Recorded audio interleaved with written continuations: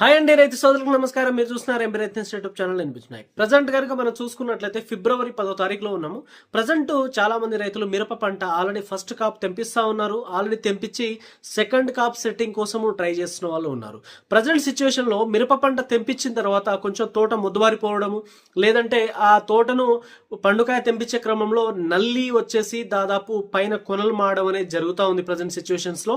So కంపల్సరీగా ఈ టైంలో కాస్తో కూస్తో ఈ కొనలు మాడుతున్నటువంటి మిరప పంటని మళ్ళీ రికవరీ చేసి ఒక సెకండ్ లేదా థర్డ్ కాప్ సెట్టింగ్ గా మనము కనీసం ఒక 6 నుంచి 10 క్వింటాల్ కాప్ సెట్ చేసుకోవాలి అని అంటే ప్రజెంట్ ఉన్న సిచ్యువేషన్ లో మిరప పంటని మొద్దుబారిపోయి ఉన్న తోటని గ్రోత్ తీసుకొచ్చి ఆ వచ్చినటువంటి గ్రోత్ మీద ఇమ్మీడియట్ గా పూత తీసుకురావడము.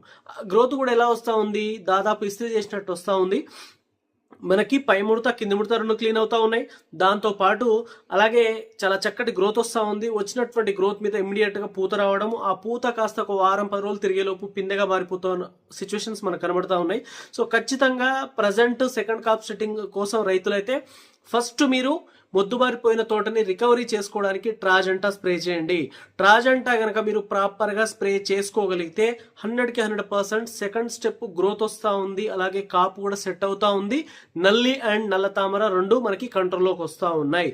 ఇది స్ప్రే చేసిన తర్వాత కరెక్ట్ ఒక 5 రోజులు టైం ఇచ్చి మనం గ్యాప్ ఇచ్చి ఒక్కసారి కనుక డిఫెండర్ ఆర్బిటర్ కనుక స్ప్రే చేసుకోగలిగితే కంపల్సరీగా మనకి కాస్త కూస్తో ఏమైనా మిగిలి ఉన్న నల్లి అది 100కి 100% కంట్రోల్లోకి వచ్చేసి పూత అనేది మనకు అధికంగా వస్తూ ఉంటుంది. అలాగే కాపు సెట్టింగ్ అనేది అధికంగా జరగడానికి అవకాశం ఉంటుంది. సో అందుకోసం అని చెప్పేసి ట్రాజెంటా స్ప్రే చేసిన కరెక్ట్ ఒక 5-6 రోజుల తర్వాత మీరు ఒకసారి డిఫెండర్ అండ్ ఆర్బిటార్ ఈ 2 డోసెస్ అనేవి స్ప్రే చేసుకోండి. ఎందుకంటే నేను కూడా ప్రజెంట్ ట్రాజెంటా స్ప్రే చేసి నెక్స్ట్ డిఫెండర్ ఆర్బిటార్ కూడా స్ప్రే చేయబోతా ఉన్నాను. ఈ ఏదైతే మిరప తోట తెంపించిన తర్వాత మనకి దాదాపు ఏదైతే ఒక 10 రోజుల వరకు మనకి ప్రాపర్ గ్రోత్ అనేది కనబడదు. ఈ 2 డోసెస్ అయిపోయిన తర్వాత దాని గ్రోత్ ఎలా వస్తూ ఉంది, పూత ఎలా వస్తూ ఉంది అనేది ఖచ్చితంగా మీకు చూపిస్తాను. సో అందుకోసమని వెయిట్ చేస్తూ ఉన్నాను. ఈ వారం ఇంటికి వెళ్ళలేదు, సో వీడియో అనేది తీయలేదు. నెక్స్ట్ వారం వెళ్ళినప్పుడు ఖచ్చితంగా దాని గ్రోత్ ఎలా వచ్చింది, పూత ఎలా వస్తూ ఉంది, కాప్ సెట్టింగ్ ఎలా వస్తూ ఉంది ఖచ్చితంగా చూపిస్తాను. సో ఫస్ట్ ట్రాజెంటా, ఆ తర్వాత మీరు ఒకసారి డిఫెండర్ ఆర్బిటర్ స్ప్రే చేసుకున్న తర్వాత నెక్స్ట్ ఒకసారి కనుక మీరు ఈ వారధి కనుక స్ప్రే చేసుకోగలిగితే మీ మిరప పంట మల్లెపూల తోటే, అందులో ఎలాంటి డౌట్ లేదు.